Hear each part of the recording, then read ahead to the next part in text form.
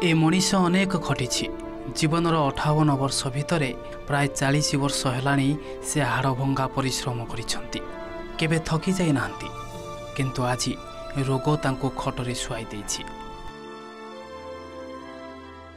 बाली cement काम करिया जाउछन मिस्त्री संगे वर्तमान आ किछ करि पाउनी आउ पुओटे जो छोट पुओटा सी भाई गतिरे जाई रही आज्ञा आगुरु भल चलुला एबे मेडिसिन सुधा गोटे खाइते पाउनु आमे। भद्रक जिला बंत ब्लॉक बसंतिया गाँव बलराम साहू दिने बलराम बड़ अमाप थिला बाली सीमेंट मिस्त्री भावे काम करी परिवार चलाउथिले। दुईटा झियो को मध्य विवाह कराई सारिछंती। पुओटी पाठ पढ़ुथिला सबकिछि भलरे भलरे चलीथिला किंतु भल भितरे भेल होई पशि आसिला रोग। दिने कामरे थिबा बेले हठात बलराम को देह असुस्थ होई गला। हॉस्पिटल नहीं देखाइले मेडिसिन इंजेक्शन दियाहला घर को आसिले हेले भल हेलानी देह। परे भद्रक मुख्य चिकित्सालय एवं सेठू कटक बड़ मेडिकल मध्य आसी चिकित्सित हेले। सबु परीक्षा निरीक्षा हला मेडिसिन किणा हला आशा रखिथिले भल होई जिवे हेले भल हेलानी देह किंतु हॉस्पिटल रु डिस्चार्ज करथिले डाक्टर। एबे घरे से रहिछंती।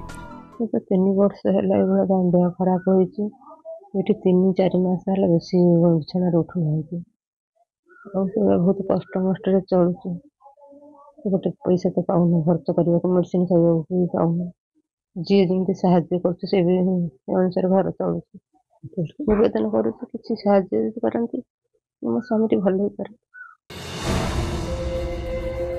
3 वर्ष हेलानी जेमिति खटरो उठी पारु नाहंती बलराम। एते दिन हेलानी टंकाटिए भी रोजगार नाही परिवार चली पारुनी पिलाटाकू संपर्कियों घरे छाड़ी घरे एबे रोगिणा स्वामी को धरी पड़ी पत्नी सीतालता। स्वामी को यह अवस्था देखि सते जेमिति भितरु भांगी पड़ी सीता सेवा तो करुछंती किंतु स्वामी केमिति भल हेबे से किछि बुझी पारु नाहंती। एका से कुआडे नेबे केमिति चिकित्सा कराइबे किछि जानि पारु नाहंती पाखरे भी टंका नाही।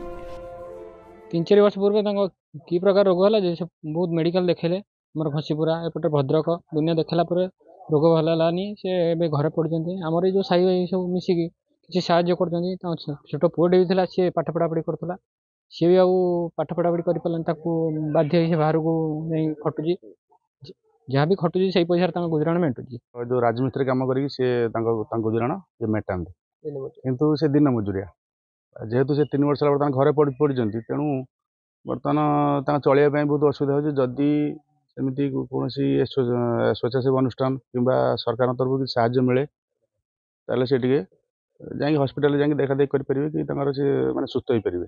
मु देखुची जदि बसंतियार बलराम सब आपन कहउछनी मु देखिबे हमर टीम जीवो देखिबो कोन हेछि जदा जहा हो हम तार निश्चय चेष्टा करिया त ठीक करिया।